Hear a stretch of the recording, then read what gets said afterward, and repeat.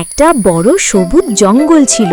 সেই জঙ্গলে অনেক পাখি, পশু আর ছোট্ট ছোট্ট প্রাণী মিলেমিশে থাকত। সেই জঙ্গলের মাঝখানে একটা বড় আম গাছ ছিল। গাছটার উঁচু ডালে একটা ছোট্ট বাসা বানিয়ে থাকত ময়না পাখি মিঠি আর তার ছোট্ট বাচ্চা পিউ। পিউ খুবই ছোট ছিল, সে এখনো ঠিকমতো উড়তে শিখেনি। একদিন বিকেলের দিকে আকাশ হঠাৎ কালো হয়ে গেল। দূরে দূরে মেঘ গর্জন করতে লাগলো। পিউ ভয় পেয়ে মায়ের দিকে তাকিয়ে বলল, মা, আকাশ এত কালো কেন? মেঘগুলো এত জোরে গর্জন করছে কেন? ভয় পাস না বাছা, বৃষ্টি আসছে, একটু পরে সব ঠিক হয়ে যাবে।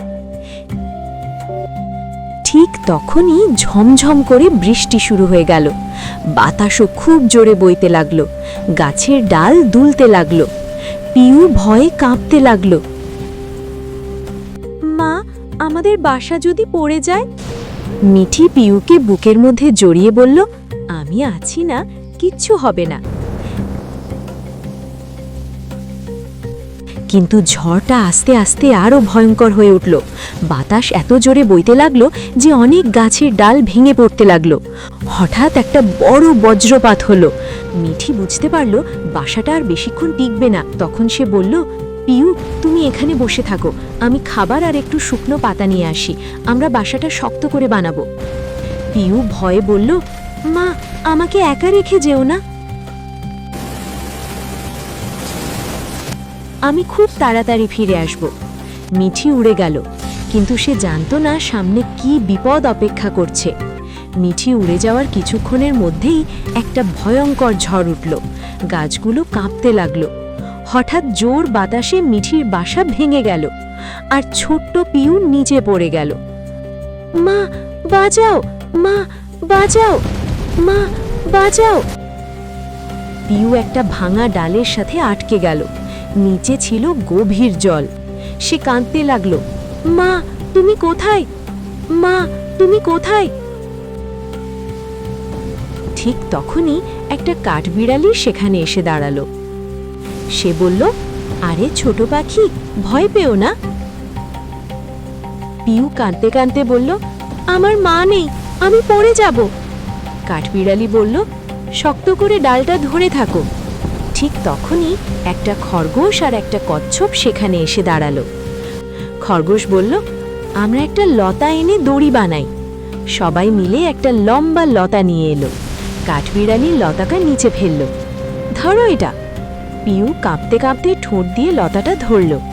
সবাই মিলে টানতে লাগলো। একটু একটু করে পিউ ওপরে উঠে এলো।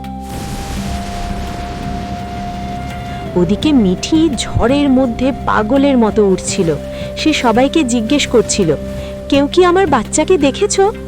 একটা বুড়ো প্যাঁচা বলল, নদীর পাশে খোঁজ করো। মিঠি দ্রুত উড়ে সেখানে গেল।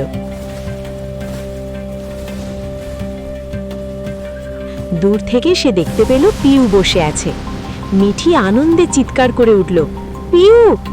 পিউ মায়ের কণ্ঠ শুনে দৌড়ে গেল। মা! মিঠি তাকে জড়িয়ে ধরল। তার চোখ দিয়ে আনন্দের জল পড়ছিল। আমার বাচ্চা, তুমি ঠিক আছো? পিউ বলল, মা, এই বন্ধুরা আমাকে বাঁচিয়েছে। মিঠি কাঠবিড়ালি, খরগোশ আর কচ্ছপের দিকে তাকিয়ে বলল, তোমাদের এই উপকার আমি কখনো ভুলব না। বুড়ো প্যাঁচা তখন বলল, মনে রেখো, এই পৃথিবীতে কেউ ছোট নয়। যখন সবাই একসাথে থাকে তখন বড় ঝড়ও হার মানে। সেদিনের পর থেকে পুরো জঙ্গল একটা পরিবারের মতো হয়ে গেল। আর পিউ শিখে গেল, বন্ধুত্ব আর সাহায্যই পৃথিবীর সবচেয়ে বড় শক্তি।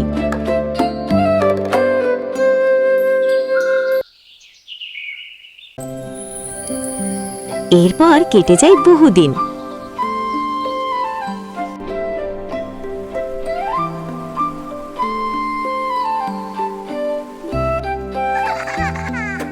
এখন পিউ উড়তে শিখেছে।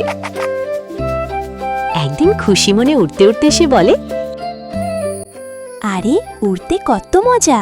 কেন আরো আগে উড়তে শিখিনি আমি?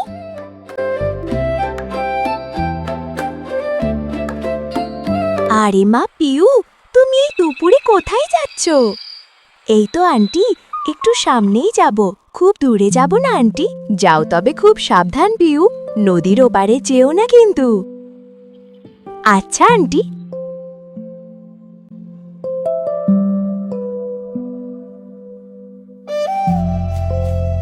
এরপর পিউ এদিকে ওদিকে উঠতে উঠতে পৌঁছায় সেই নদীর তীরে এবং সে বলে, আরে ওই দিকটা কত সুন্দর, কিন্তু ওটা তো নদীর ওপারের। আন্টি তো আমাকে নিষেধ করেছিল ওদিকে না যাওয়ার জন্য। আরে কি আর হবে ওদিকে গেলে, হয়তো আন্টি মনে করেছিল আমি এখনো ঠিকমতো উঠতে শিখিনি, কিন্তু আমি তো এখন ভালোই উঠতে পারি, কিছুই হবে না। আগে দেখি তো গিয়ে কি হয়।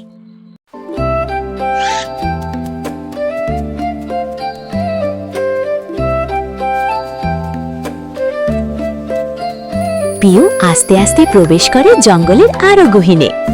এরপর সে গিয়ে বসে এক বড় জমিদার বাড়ির সামনে। আরে এই গভীর জঙ্গলে এত সুন্দর বাড়িটি কার? এখানে আবার কোনো বিপদ নেই তো? যাই হোক, আগে ভিতরে গিয়ে তো দেখি।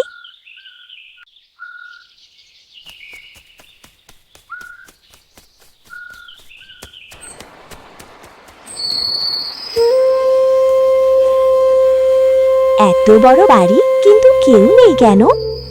পিউ উপর থেকে একটা কান্নার আওয়াজ পায়। এটা আবার কে? দেখি তো উপরে গিয়ে। কে গো তুমি? আর এখানেই বা বন্দি কেন তুমি? আমি বিজয়গড়ের রাজকুমারী। একদিন জঙ্গলে ঘুরতে ঘুরতে আমি এখানে এসেছিলাম। এখানে একটা ভয়ঙ্কর এবং খুব দুষ্টু রাক্ষস থাকে। সে আমাকে এখানে বন্দি রেখেছে। কিন্তু তোমাকে এখান থেকে মুক্তি করার কি কোনো উপায় নেই? আছে, কিন্তু সেটা অনেক কঠিন। কি সে উপায় বলো আমাকে। ওই রাক্ষসের বুকের মাঝখানে একটা ছোট্ট পকেট আছে, ওই পকেটেই আমার বন্দি খাঁচার চাবি। আচ্ছা, সেই রাক্ষস কোথায় আছে এখন? সেই রাক্ষস এখন তার ঘরে ঘুমাচ্ছে। সাবধান বন্ধু, একবার তার ঘুম ভেঙে গেলে কিন্তু তোমার জীবন চলে যাবে। তুমি চিন্তা করো না, আমি ঠিকই আনতে পারবো। সাবধানে বন্ধু। এরপর পিউ যায় রাক্ষসের ঘরের ভিতরে ঢুকেই সে দেখে এক বিশাল দেহের রাক্ষস। আরে এ তো ভয়ঙ্কর রাক্ষস। যাই হোক, আমি আমার কাজটা করে তাড়াতাড়ি চলে যাই। সে ধীরে ধীরে রাক্ষসের পাশে থাকা চাবিটা দিয়ে তাড়াতাড়ি পালিয়ে যায়।